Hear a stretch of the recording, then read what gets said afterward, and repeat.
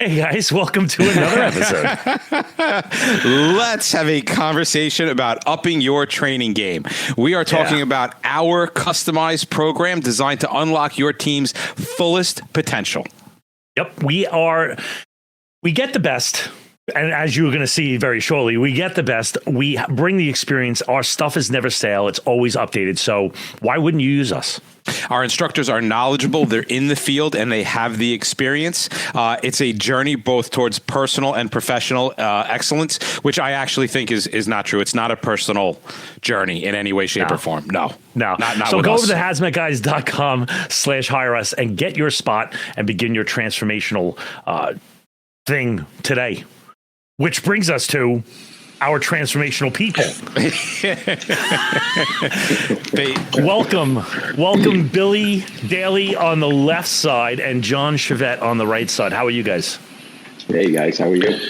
Great, guys. Good morning. Good morning. Good morning. For those of you that are listening out there, we have actually only a few times on this show have we ventured across the aisle and embraced the brethren of the blue line. So just as fair warning for everybody, today's topic is all about hazmat for the law enforcement. And to talk about this, we have these two guys on. They are from a large metropolitan city within somewhere in the Northeast. Very close to where me and Bobby used to work, adjacent cities. So we're going to be able to kind of chat a little bit, pick their brain about hazmat for law enforcement. But first off, can we get a little bit of background information on y'all? You want to go first, John? Sure. So I've been in the volunteer fire service now. I guess it's my 33rd year. I've gone through the ranks. I was an instructor at the Nassau County Fire Academy for almost 20 years. Worked for a major metropolitan law enforcement agency. Rose to a rank of sergeant, after being a police officer and detective in the emergency service unit. And we were one of the two primary response agencies for hazmat. But while I was a fire marshal, prior to being a police officer, we did run Nassau County's hazmat team. So it was an interesting experience rolling over into the issue for sure. Billy. Great, man. Billy. All right, guys. Bill Daly. I've been in law enforcement for 25 years now. I was a member of the emergency service unit for 18 years, where I had become an instructor for the last 8, and we did a lot of we did hazmat, we did the EPA 165 course, and then we had a forward operating course because we were the primary law enforcement agency for hazmat as far as collection of evidence and overpacking and anything criminally related hazmat. Obviously, the fire department is excellent at hazmat, probably second to none, and they're welcome to do everything else. But they wanted us to be able to at least have the criminal aspect responsibility.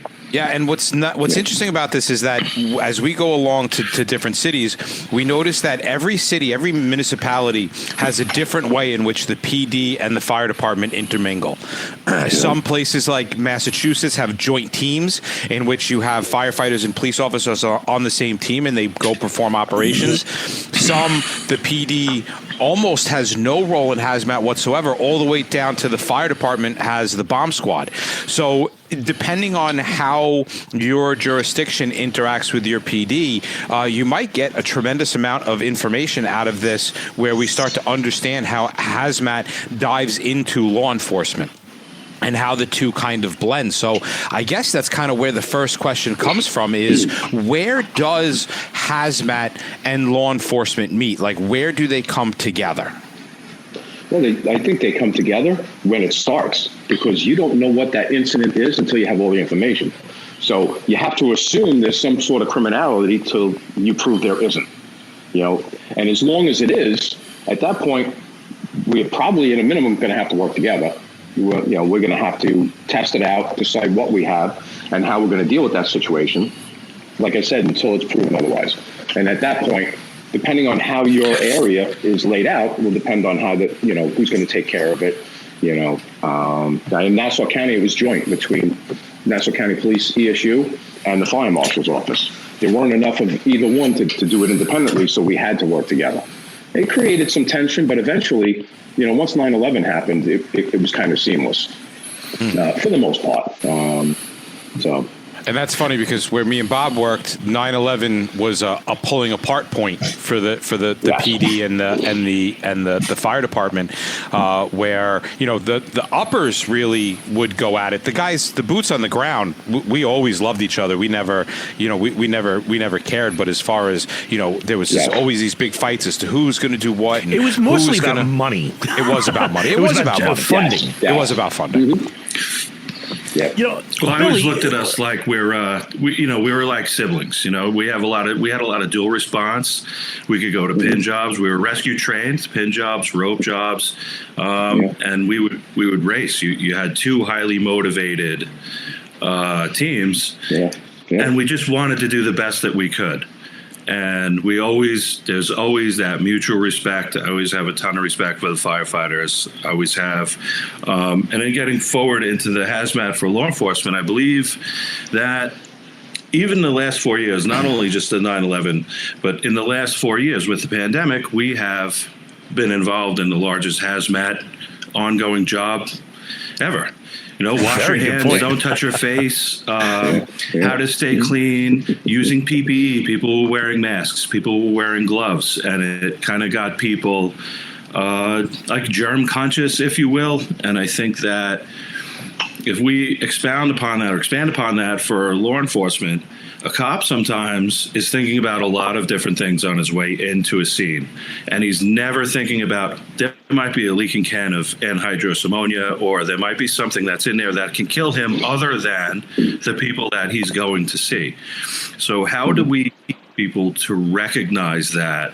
And then how do they protect themselves going forward? What is there? Maybe you can't rush in. If you can identify something, if you have your smartphone now with an ERG on it or something like that, and you can identify signs and symptoms, or you can identify something just by a little bit of training, it would prevent a cop from becoming a rescue himself or herself.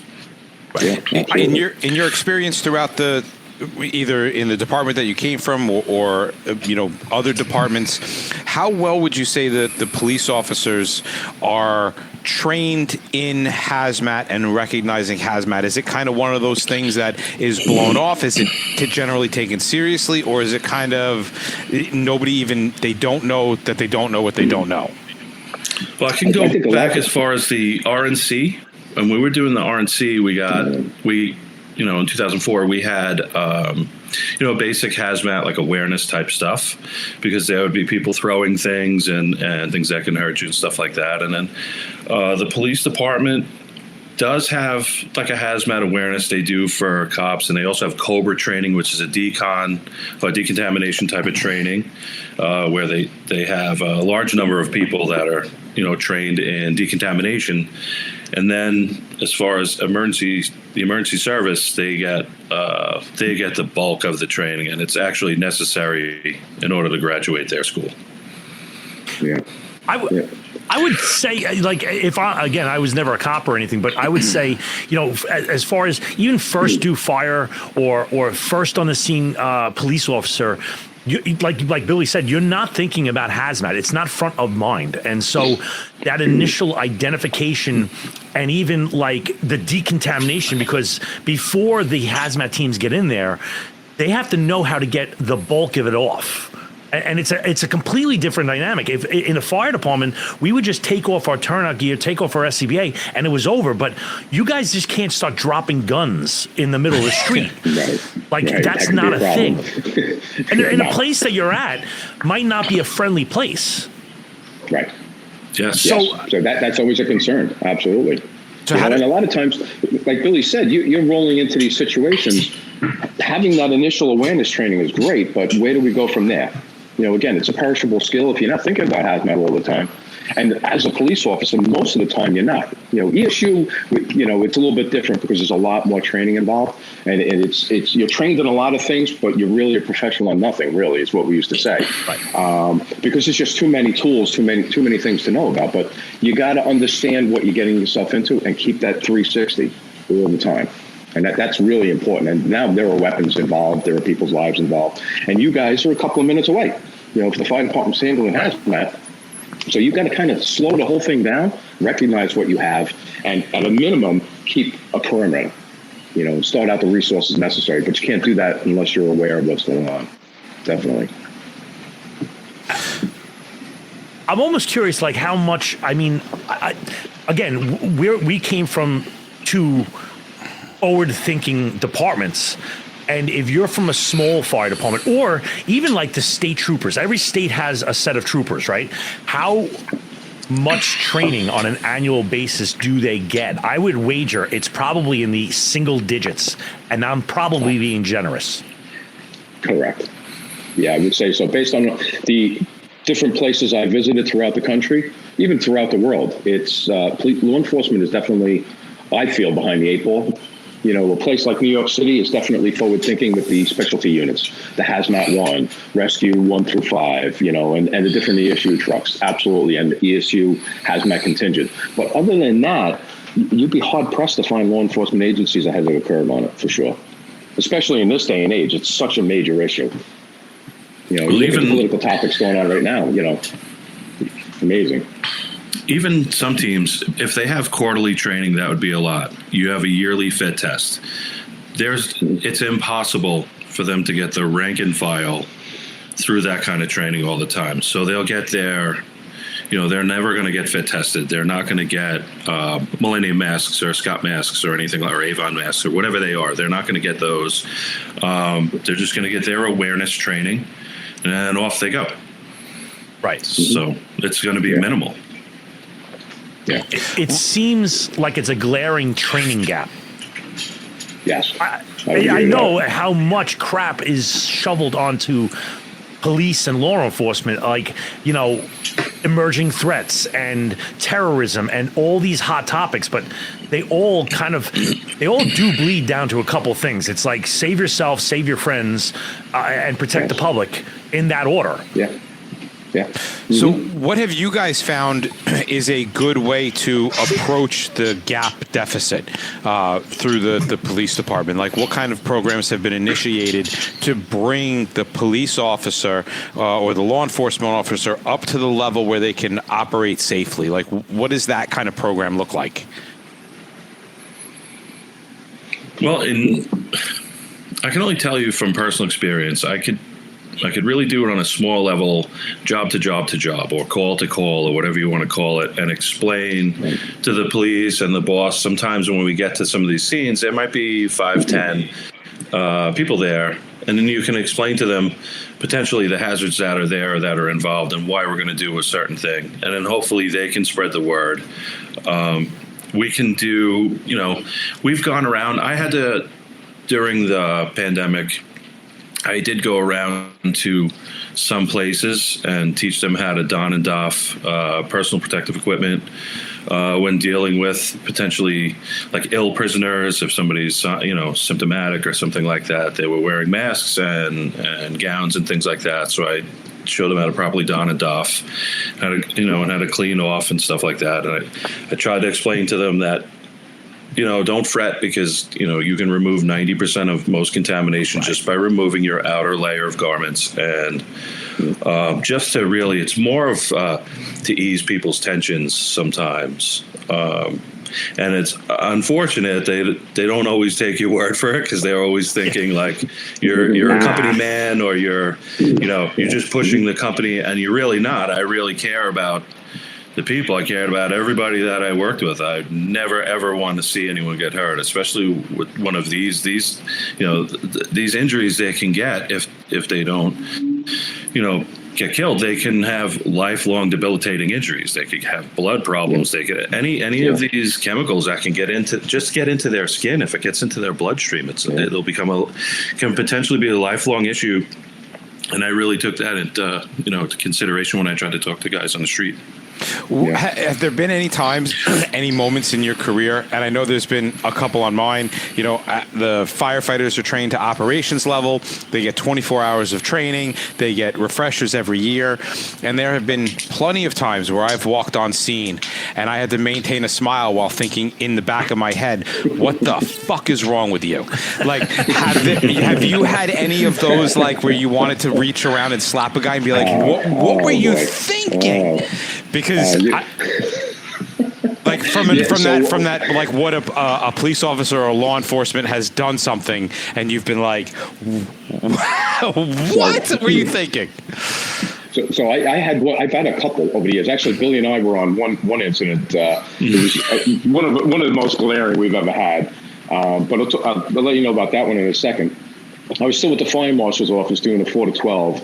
I come back to our headquarters, which was still in Uniondale at the time, in front of A. Holly Patterson. And there's a police officer sitting on the dock. And there's a pipe next to him. And I'm looking at the pipe, and it's got a wick coming out of it. And I said, "Officer, what are you doing?" He goes, "Oh, I found a suspicious package, so I figured I'd bring it back for you guys." No. You got the entire complement of our Haz Mat equipment and teams, including our overnight teams. Arson bomb squad. No, we should have left there where it was. We called it bomb squad. Oh my God. At what point does common sense kick in? Yeah, so if the statute of limitations is up, I'm pretty sure that police officer is retired, but just goes to show you it happens, right? So what about the powder job, Billy? Well, we did. So this one of our I would say our main jobs that we get and where packaging is critical and all that. It's just the white powder letter, the infamous white powder letter. So it started right after 9/11, if you guys remember, and ran right into 2002. And we were getting slammed 70 to 100 calls a day for white powder letters. They started the hammer teams with the fireman, ESU, and an EMS person, if you guys remember. And they were just running all day long. So, and it turned out that there was real anthrax in those letters. And then later on, we've had Abrin biotoxin, we've had ricin letters. We get the real thing every once in a while. So a gentleman received a letter in a P.O. box, and he opens it up, and powder comes out, and calls the police. So they took the letter and the powder in their car with them all the way to the precinct, and then put it on the desk with the poor sergeant. And the sergeant told them to get that out of there. And then they drove it back to the post office, and then they went home. They went, and then we had to go and process it and test it and everything like that. And we cannot give anyone a preliminary. We can only say it's non-hazardous and safe for transport, even with all of the tools that we use and all of the testing. We even bring Department of Environmental, the DEP with them, Environmental Protection. They come down range with us with 2 scientists, and they conduct 22 specific tests for protein explosivity, and even they're not going to tell you what they have until the lab says. Yep, it has to be grown in a lab. So now we're like, oh my God, how many people? The car has to come out of service. These 2 guys, did they wear their clothes home? Like, because if it's biologicals are the most terrifying things on the planet. Radiation, you don't fool a radiation meter. Chemical weapons, you can test for those as well, presence of them, but the bios are terrifying. Yeah. I think it's the time that you have to wait before like, oh my God, I was exposed, and I'm not going. Like, I have to go home to my family. I have to go back to the firehouse or the police station, as far as you guys are concerned, and I could be sick, and I'm not going to know for like 3 days at the very least, and they're not. Yes. I'll know before I get a lab result back. Yeah. Yes. It's terrifying. The bios are terrifying. So the awareness stuff or the outreach and stuff like that with the cops or the people that we've instructed over the years is that the PPE, don't take anything for granted. And it just, I know it adds another layer or another level of complication to a cop's job in their day, but it's ultimately going to save them in the long run one time, because you get even hazmat, like, so with us, we even got, you don't get a lot of exposure to the hazmat jobs, especially the real ones or the big ones. So you always have to maintain that professional attitude. You always have to treat every single time, every single one, like it's the real one. So I always like to teach people, you practice how you play. We're going to suit up the same way every time. We're going to practice the same methods the same way every time. We're going to wear 3 pairs of gloves.